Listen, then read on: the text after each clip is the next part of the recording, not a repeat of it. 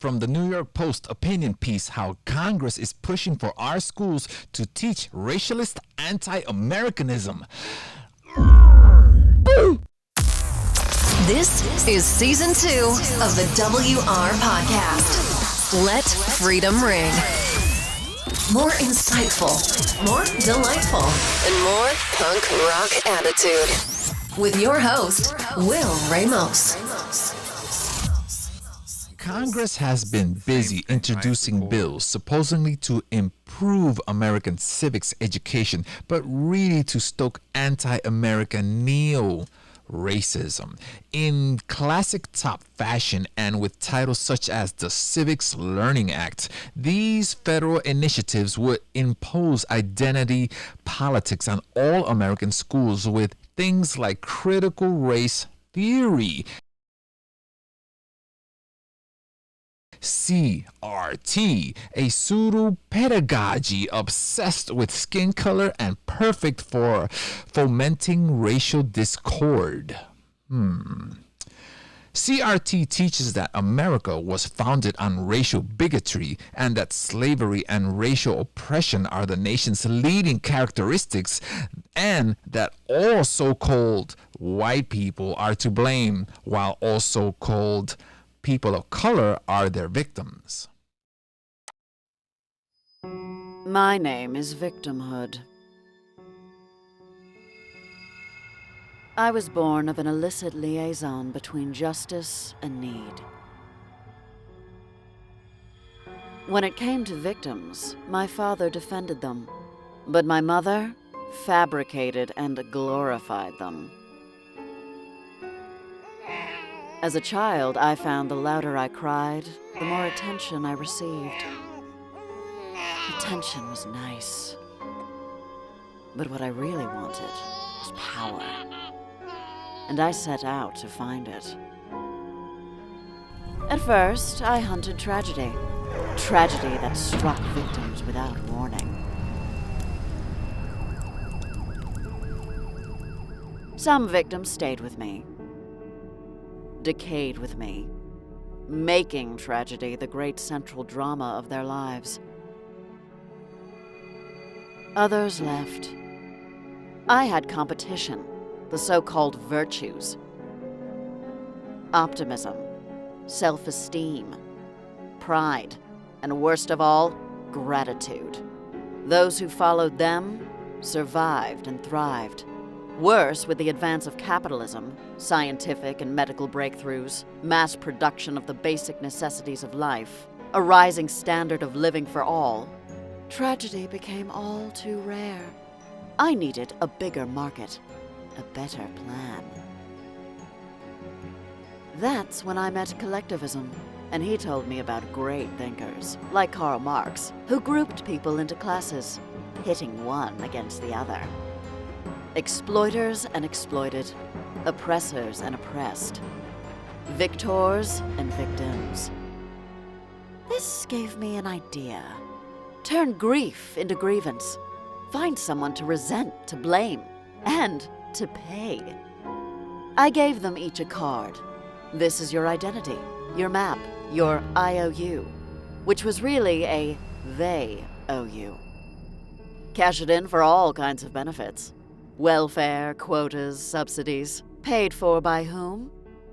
Oh, the rich, of course. The happy, productive achievers. The men and women of, well, ability. The greater their ability, the greater their social justice obligation. The irony is, they fell for it. They gave me their sanction. But there was one person who did not agree. Her name was Ayn Rand. She fought back. She wrote books like The Fountainhead and Atlas Shrugged, where men of ability refused to sacrifice themselves at my altar, pursuing their own happiness. Selfish, don't you think? And too much hard work. Instead, I offer a safe place, entitlement, and the power to silence anyone who disagrees. The great thing is there's more than one way to play the victim card. There are many grievances. Collect them all. You'll never be a victor, but you can always be a victim. Congress uses money to try to impose its will by offering millions in grants to schools that will use CRT and focus on current political controversies, sure to criticize America rather than study it. Worse, these grants allow schools to give course credit for political protests, putting left-wing activism on par with factual knowledge. Ay. In response, the National Association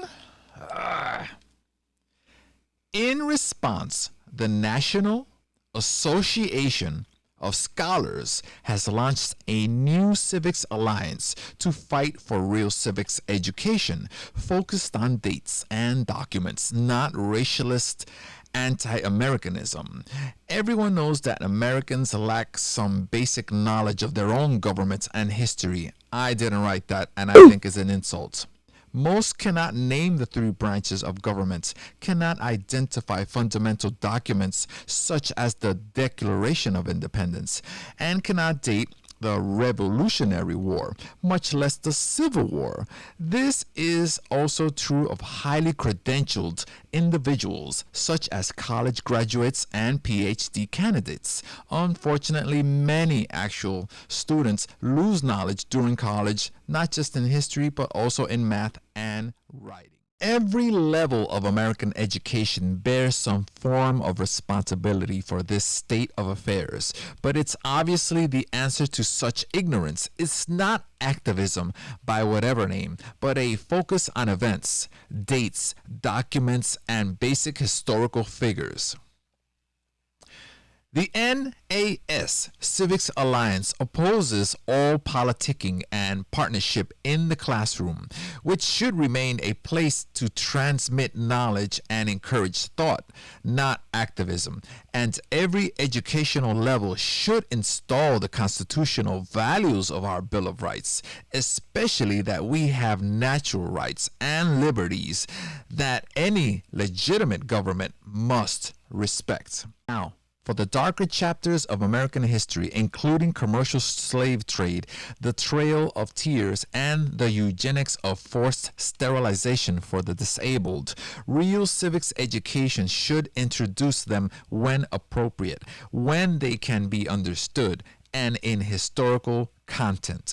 Did most nations and peoples engage in these behaviors at the time? When and why were these practices eventually denounced and abandoned? Do they still exist anywhere today? The natural result of real civics education is love of country and appreciation of one's heritage, notwithstanding real historical sins. Like individuals, nations are never perfect and should be judged by their ideals, efforts, and complete record, not just for their crimes. Most Americans sense that their country is a good and decent place. They can see that millions are literally dying to live here. A real civics education will give them the understanding of why this is so. NAS also urges caution for any civics initiative that wades away from dates and documents or partners with groups responsible for the current mess. A decade ago, radical educrats included conservatives in their development of the Common Core. Another so-called educational initiative that promoted politics instead of learning. That partnership gave rise to today's ignorance. Those who choose to see America as irredeemable racist and work to change almost everything about it, its form of government, its moral heritage, its language, and its people, obviously dislike America, and just as obviously they are not on the same team as those who love it. Pretending otherwise is not only a fool's errand, but a death sentence for real civics education.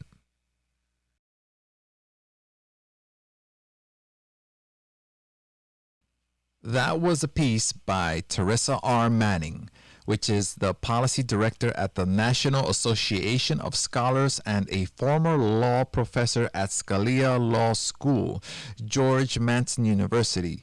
Those supporting the NAS effort can find out more at www.nas.org. Love it, leave it, warts and all, America is the best. You can't erase history. If you erase history, how can you learn from the past? Stop crying victimhood, and if things go awry, things go wrong, you fix it. You work to fix it. You don't destroy your country. You don't destroy where we all live, because no matter what you say, this is the best country in the world. Until next time, the WR Podcast video. This is season 2 of the WR Podcast. Let freedom ring. More insightful, more delightful, and more punk rock attitude. With your host, Will Ramos. Record. The same thing, right? Record.